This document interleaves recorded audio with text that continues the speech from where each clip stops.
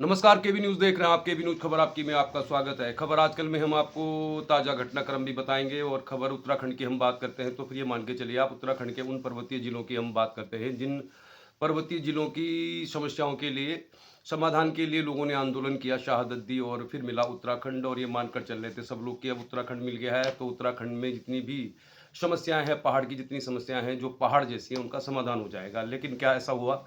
ऐसा नहीं हुआ। अगर ऐसा होता तो आज एक छोटी सी बात के लिए इतना बड़ा आंदोलन नहीं होता। चलिए फिर कुल मिला के प्रेमचंद अग्रवाल जो पूर्व मंत्री बन जाएंगे, मुझे लग रहा है उन्होंने इस्तीफा दे दिया और उनके इस्तीफे के बाद भी सियासत जारी है। अब ऐसा नहीं है कि प्रेमचंद अग्रवाल ने खुद ही इस्तीफा दे दिया हो, जरूर उन पर दबाव बनाया गया होगा और सरकार की शायद मजबूरी भी हो सकती है और इस समय हालात को देखते हुए जरूरी भी रहा होगा तो फिर इस्तीफा हो गया। इस्तीफा होने के बाद भी राजनीति कम नहीं हुई है, सियासत कम नहीं हो रही है। चलिए कुछ लोगों का इसमें बहुत बड़ा योगदान था। खास तौर पे अगर हम बात करें शुरुआत में मदन बिष्ट लखपत बुटोला ने जिस तरह प्रेमचंद अग्रवाल के बयान पर प्रतिक्रिया व्यक्त की और फिर बाद में बहुत सारे नेताओं ने इस पर तीखी प्रतिक्रिया व्यक्त की। सबने तो नहीं की, हम ये कहेंगे, हो सकता है कुछ राजनीतिक मजबूरियां भी होंगी बहुत सारे दलों की, लेकिन कांग्रेस पार्टी के भी बहुत सारे नेता इसमें लगभग खामोशी रहे। लखपत बुटोला, गणेश गोदियाल और ओम गोपाल रावत जैसे पूर्व नेताओं ने इसमें थोड़ा ज़्यादा बढ़ चढ़ कर हिस्सा लिया और इसको पहाड़ का अपमान बताया। और आखिर में इसको अगर मैच की तरह देखें तो इसको फिनिश किया नरेंद्र सिंह नेगी ने, जब उन्होंने गैरसैंण में एक रैली की। तो जिस दिन रैली हुई उस दिन प्रधानमंत्री का भी दौरा था और चूंकि प्रधानमंत्री भी कुछ ऐसा बोल के चले गए कि घाम तापो आप, तो अब घाम तापो को लेकर भी लोग तरह तरह की बातें कह रहे हैं। तो आखिर में फिर एक फौजी ही आए, पूर्व फौजी भुवन सिंह कठैत, जिन्होंने आमरण अनशन शुरू कर दिया गैरसैंण में और उन्होंने कहा कि मेरे प्राण चले जाएंगे अगर प्रेमचंद अग्रवाल ने इस्तीफा नहीं दिया। उसके बाद जो युवती आई, बॉर्ड आई, उन्होंने भी मिलकर, 3 आंदोलनकारियों ने मिलकर खून से लिखा हुआ खत भी भेज दिया राष्ट्रपति को, मतलब गैरसैंण के प्रशासन के सहयोग से। तो कुल मिला के उत्तराखंड में हो रहा था बवाल और बवाल के बाद सब पूछ रहे थे सवाल कब देंगे मंत्री इस्तीफा, और फिर कल उन्होंने इस्तीफा दे दिया। इस्तीफा देते देते भी ऐसा नहीं कि प्रेमचंद अग्रवाल ने बड़े आराम से इस्तीफा दे दिया। 4 बार के वो विधायक हैं और जिस तरह उन्होंने थोड़ा सा रुआंस से होते हुए, मतलब रोते हुए तो नहीं कहेंगे आप इसे, लेकिन कुल मिला के मतलब भावनात्मक व्यक्त करते हुए इस्तीफा दिया और अपने आप को आंदोलनकारी भी बताया। बहुत सारे उन्होंने अपने योगदान भी गिनाए। तो हम यही तो पूछना चाह रहे हैं, अगर आपने वाकई उत्तराखंड के लिए आंदोलन किया था, उत्तराखंड के पहाड़ों, जहाँ से ऋषिकेश से पहाड़ ही शुरू होता है, तो फिर आपने पहाड़ियों को गाली क्यों दी? आपका इस्तीफा तो बनता ही था। और ऐसा नहीं है कि प्रेमचंद अग्रवाल ने विधानसभा सत्र के दौरान सदन में जो कहा उसी से ही लोगों में नाराजगी है। दरअसल ये बहुत पुरानी उनकी कमाई थी, यानी पहले भी उन्होंने बहुत कुछ ऐसा किया था जिससे लोग नाराज थे। उस समय बात इतनी आगे तक बढ़ नहीं पाई, चाहे वो ऋषिकेश में एक पहाड़ी युवक की पिटाई का मामला हो, फिर निकाय चुनाव के दौरान भी जो उनके क्षेत्र में जिस तरह गालियां दी गई पहाड़ के लोगों को, वो भी चर्चा में रही। और फिर अब उन्होंने जो बयान दिया तो निश्चित तौर पर उसका विरोध होना स्वाभाविक था।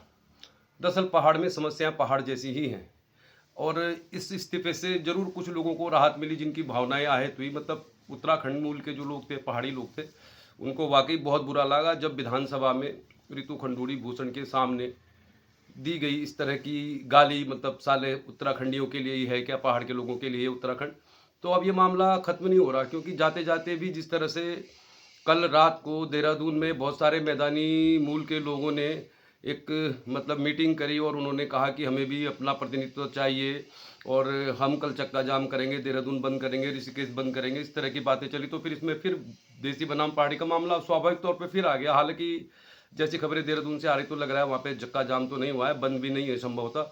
ऋषिकेश में क्या स्थिति है उसका तो खैर शाम तक मालूम चलेगा। चलिए फिर फिलहाल इस्तीफा हो गया। कोटद्वार में भी पूर्व मंत्री सुरेंद्र सिंह नेगी जो 5 बार के विधायक हैं, स्वास्थ्य मंत्री रहे, उन्होंने एक प्रेस कॉन्फ्रेंस की। चलिए उनकी भी खबर आपको बता देते हैं, कोटद्वार की खबर हम आपको बताएंगे और भी कुछ खबरों पर चर्चा करेंगे। तो पूर्व मंत्री सुरेंद्र सिंह नेगी का क्या कहना है, क्योंकि वो काफ़ी वरिष्ठ नेता है और शायद सदन में बहुत समय उन्होंने बात भी की होगी। तो उनका ये कहना है कि इस मुद्दे में इस्तीफा जो हुआ है बहुत देर से हुआ है और जो इस्तीफा होने के दौरान जिस तरह से मतलब एक लकीर खींच दी गई, जिस तरह से एक वैमनस्य की भावना पैदा हो गई, तो उससे इस्तीफे का मकसद हल नहीं हो रहा है। यानी कि उनको इस्तीफा तुरंत ही दे देना चाहिए था जब उन्होंने इस तरह का बयान दे दिया था। उन्होंने रितु खंडूड़ी भूषण को भी आड़े हाथों लिया है। उन्होंने कहा कि विधानसभा अध्यक्ष जो होती है वो सदन में सर्वोच्च होती हैं, तो उनका काम था कि उसी समय अगर वो कह देती प्रेमचंद अग्रवाल को कि अपना वक्तव्य वापस लीजिए या इसको सदन की कार्यवाही से हटा दिया जाना चाहिए, तो शायद बात इतनी आगे नहीं बढ़ती। लेकिन उन्होंने तकनीकी रूप से कितनी बड़ी गलती की सदन में, उसको सुरेंद्र सिंह नेगी भी कह रहे हैं, और वो आम लोग जो राजनीति की एबीसीडी समझते हैं वो भी जानते हैं। उन्होंने मुख्यमंत्री से कहा कि अपने मंत्री को चुप कराइए, जबकि सदन में जो विधानसभा अध्यक्ष होता है उसकी पावर मुख्यमंत्री से ज़्यादा होती। तो इस तरह की तकनीकी गलतियां भी हुई। तो और अब महेंद्र भट्ट ने जो बयानबाजी की वो भी लोगों के निशाने पर आ गए। तो कुल मिला के एक छोटी सी बात जिसको उसी दिन समाप्त कर दिया जाता तो आज बात इतनी बड़ी नहीं होती। तो मतलब कहने का यही है, अब ये बात निकली है तो दूर तलक जाएगी। अब उन लोगों से, तमाम लोगों से, नेताओं से भी सवाल पूछे जाएंगे जो संभवतः मंत्रिमंडल के विस्तार में या 2027 के चुनाव में टिकट कटने के चक्कर में प्रेमचंद अग्रवाल के बयान पर कोई प्रतिक्रिया नहीं व्यक्त कर पाए। पौड़ी गढ़वाल में भी 6 के 6 विधायक बीजेपी के हैं, बहुत सारे कांग्रेस के भी नेता हैं जिन्होंने खामोशी ओढ़ रखी थी। तो इस तरह तो अब पहाड़ की समस्याएं जो पहाड़ जैसी हैं अभी आज भी, उनका समाधान होने वाला नहीं है। कुछ जो संगठन है, चाहे वो बेरोजगार संघ के अध्यक्ष हो बॉबी पवार, मूल निवास भू कानून से जुड़े हुए डिमरी और पत्रकार त्रिभुवन चौहान, इन लोगों ने भी इसी घटनाक्रम के दौरान एक मोर्चा बना लिया है। पहाड़ी स्वाभिमान मोर्चा है संभवतः, और निश्चित तौर पर आने वाले समय में चुनाव की तैयारी भी होगी। मतलब चाहेंगे अपनी उपस्थिति दर्ज कराना, हर किसी को हक भी है, क्योंकि बॉबी पवार, त्रिभुवन चौहान तो पहले भी चुनाव लड़ चुके हैं। तो हमारा तो ये मानना है कि जो भी गैर राजनीतिक लोग हैं, मतलब जो बीजेपी कांग्रेस से अलग है, चाहे वो यूकेडी हो, चाहे वो मूल निवास भू कानून की जो संघर्ष समिति हो, चाहे वो बेरोजगार संघ हो, इन सभी लोगों को जरूर 2027 का चुनाव भी लड़ना चाहिए। लेकिन इस बात का ध्यान रखना चाहिए कि चुनाव कुछ चुनिंदा सीटों पर लड़े जहां पर जीतने की बहुत संभावना हो। तो बहुत तरह की इसमें कुछ रणनीतिक राजनीतिक सूझबूझ की भी जरूरत पड़ेगी। हम तो स्वागत करते हैं अगर इस तरह के लोग भी राजनीति में आते हैं, जो युवा है, जो बेरोजगारों की बात करते हैं, पहाड़ की बात करते हैं। तो अब ये स्वाभिमान मोर्चा किस तरह की भूमिका निभाएगा ये तो खैर आने वाले समय में मालूम चलेगा।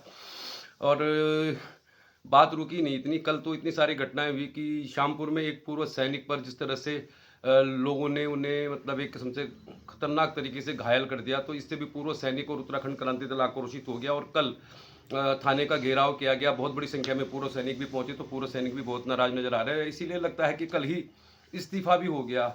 इस्तीफा होने के बाद भी जिस तरह से अब मैदानी क्षेत्र के लोग भी अलग अलग तरह की बात कर रहे हैं कि हमें उतनी हिस्सेदारी चाहिए, ये चाहिए, तो इस बात का जिक्र हम बहुत पहले कर चुके थे। इसीलिए हम कह रहे हैं पहाड़ में समस्याएं पहाड़ जैसी है। और इसीलिए शायद राजनीतिक दलों की भी मजबूरी है कि वो प्रेमचंद अग्रवाल के खिलाफ पहाड़ी बनाम मैदान वाली स्थिति में नहीं आ पाए। क्योंकि जैसा हम कह रहे हैं कि अगर आने वाले समय में परिसीमन हो गया, जैसा मतलब प्रस्तावित है, तो परिसीमन होने के बाद अगर आबादी के हिसाब से सीटों का निर्धारण होगा तो उत्तराखंड में आने वाले समय में मुख्यमंत्री मैदानी मूल का भी बन सकता है।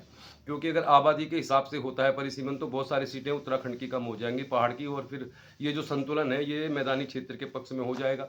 तो इस तरह की भी राजनीति हो सकती है प्रेमचंद अग्रवाल की, हम ऐसी भी संभावना व्यक्त कर रहे हैं। क्योंकि 4 बार के विधायक हैं, संसदीय कार्य मंत्री हैं, और जैसा पूर्व मंत्री सुरेंद्र सिंह नेगी कह रहे हैं कि उनकी भाषा संसदीय कार्य मंत्री जैसी होनी चाहिए।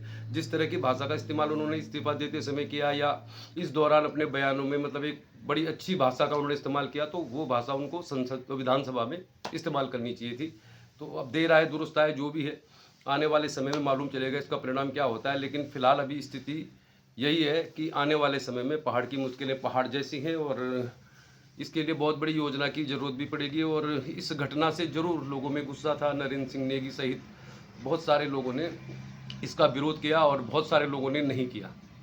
मतलब देखा जाए कि जो भूमिका इस समय नरेंद्र सिंह नेगी या भुवन कटहत, या मैं थोड़ा नाम बोल रहा हूँ उस लड़की का जो बौड़ाई, जिन्होंने खून से लिखा खत राष्ट्रपति को, या और भी संगठन थे जो खुलकर आए इस मुद्दे पर, सामने आए, सरकार से लोहा लिया। लेकिन ये काम करना वैसे विपक्ष को चाहिए था, कांग्रेस को करना चाहिए था ये काम। हालांकि कांग्रेस के लखपत बुटोला ने ही इस मुद्दे को उठाया, लेकिन फिर भी जो उनके और पार्टी के नेता थे उन्होंने उस तरह की भूमिका नहीं निभाई जिस तरह की भूमिका फिर बाद में नरेंद्र सिंह नेगी या भुवन कटहत या उनके साथ जो और आंदोलनकारी थे उनको निभानी पड़ेगी। तो सबसे बड़ा सवाल यही है कि अगर विपक्ष तीसरे मोर्चे को मौका देगा तो निश्चित तौर पर उनको आगे आना चाहिए, ऐसा हमारा मानना है। लेकिन आज भी समस्या है वही है, पलायन, बेरोजगारी, खस्ता हाल, स्वास्थ्य और शिक्षा संबंधी जो स्थितियाँ हैं पहाड़ की, वो बरकरार हैं। और इस मुद्दे से जरूर थोड़ी सी जागरूकता लोगों में आएगी, और राजनीतिक दलों को खासतौर पर बीजेपी कांग्रेस को सोचना होगा कि जब पहाड़ के नाम पर आप विधायक बनते हैं या मंत्री बनते हैं और उसके बाद पहाड़ की कोई बात नहीं करते, तो ये बहुत लंबे समय तक नहीं चलता है।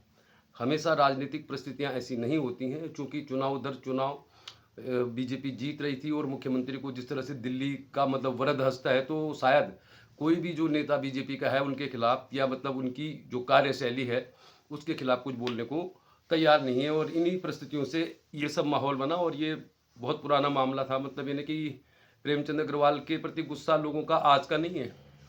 अंकिता भंडारी केस में वीआईपी के मामले को लेकर भी उन्होंने सबसे पहले कहा था कि वीआईपी तो एक कमरा है।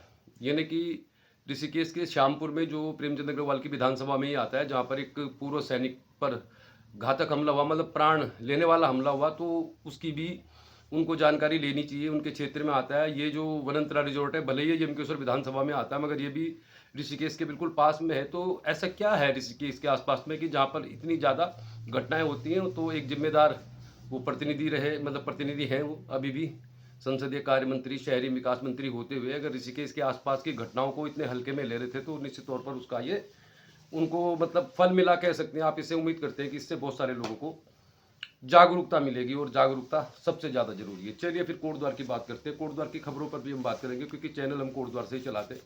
तो पूर्व मंत्री सुरेंद्र सिंह नेगी ने आज कोटद्वार में प्रेस कॉन्फ्रेंस की है, और मुझे लगता है उन्होंने भी प्रेस कॉन्फ्रेंस काफ़ी देर कर दी, लेकिन फिर भी की है, करनी चाहिए। तो उन्होंने 3 बातों पर ही कहा मुख्य तौर पर कि प्रेमचंद अग्रवाल को समय पर इस्तीफा देना चाहिए था, या सरकार को उनसे समय पर इस्तीफा लेना चाहिए था।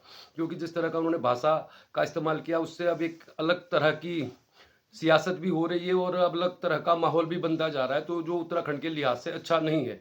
इसके अलावा उन्होंने ऋतु खंडूड़ी भूषण को भी आड़े हाथों लेते हुए कहा कि उसी समय अगर उनका वक्तव्य वापस ले लिया जाता या उनसे माफ़ी मांगने के लिए कह दिया जाता, क्योंकि बतौर विधानसभा अध्यक्ष सदन में वो सर्वोच्च नेता हैं।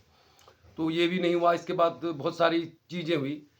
तो लखपत बुटोला की उन्होंने जमकर तारीफ की, और कोटद्वार में चूंकि वो सीनियर नेता है, तो उनको आज प्रेस कॉन्फ्रेंस करनी पड़ी, और करनी भी चाहिए इस तरह के मुद्दों पे, क्योंकि ये विपक्ष का ही काम है कि वो सरकार से वो काम कराए जो जनता के हित में है।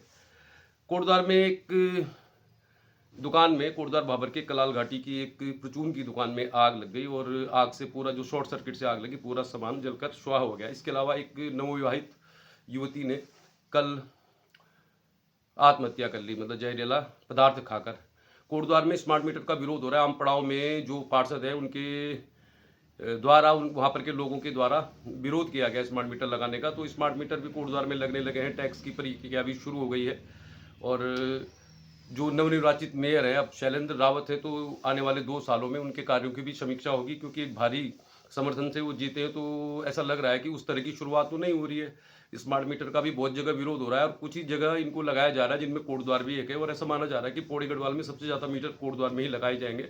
अब सवाल तो अपनी जगह है ही, प्रीपेड मीटर जब लगे थे कुछ समय पहले, और लोगों को इनसे कोई बहुत ज़्यादा समस्या भी नहीं थी, मतलब बहुत ज़्यादा शिकायत भी नहीं थी, तो फिर ये मीटर क्यों लगाए जा रहे हैं? इसके पीछे की तो एक बहुत बड़ी कहानी होगी, और ये कहानी तो कभी न कभी सामने आ जाएगी। लेकिन स्मार्ट मीटर का मामला हो, टैक्स का मामला हो, कुछ ऐसे मामले हैं कि जो चुनाव के समय ऐसा लग रहा था कि सरकार सुलझाएगी, लेकिन फिलहाल सुलझता हुआ नज़र नहीं आ रहा है मामला। तो कोटद्वार में समस्याएं बरकरार हैं। ये जरूर है कि मालन पुल को लेकर हम कह सकते हैं कि पुल मई तक तैयार हो जाएगा। तो चलिए फिर जागरूक रहिए। आज के लिए इतना ही, और जाते जाते आपका थोड़ा सा मनोरंजन भी करेंगे, क्योंकि इस समय जो समय परिस्थितियाँ हैं उसके हिसाब से। तो एक गाना था बहुत पुराना, सर झुकाने से कुछ नहीं होता, सर उठाओ तो कोई बात बने। ये बात पहाड़ के लोगों पे फिट बैठती है। और इसके आगे एक और भी लाइन है इसमें, जो कोटद्वार के एक सिंगर है, उन्होंने एक प्रोग्राम के दौरान गाई है। तो चलिए फिर जाते जाते आपका कुछ मनोरंजन भी करते हैं, और उम्मीद करते हैं आपको इससे कुछ प्रेरणा भी मिलेगी। आज के लिए इतना ही। केवी न्यूज़ देख रहे हैं आप, बहुत बहुत धन्यवाद। चैनल को सब्सक्राइब करें, शेयर करें। फिर मिलेंगे आपको अगले वीडियो में।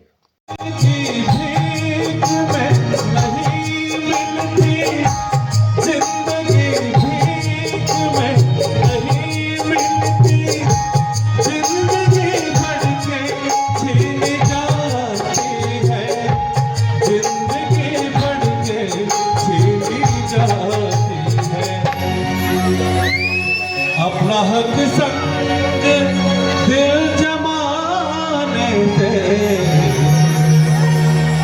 अपना हक संग दिल जमाने से छिन पाओ तो कोई बात नहीं होगा, सर उठाओ तो कोई बात बने।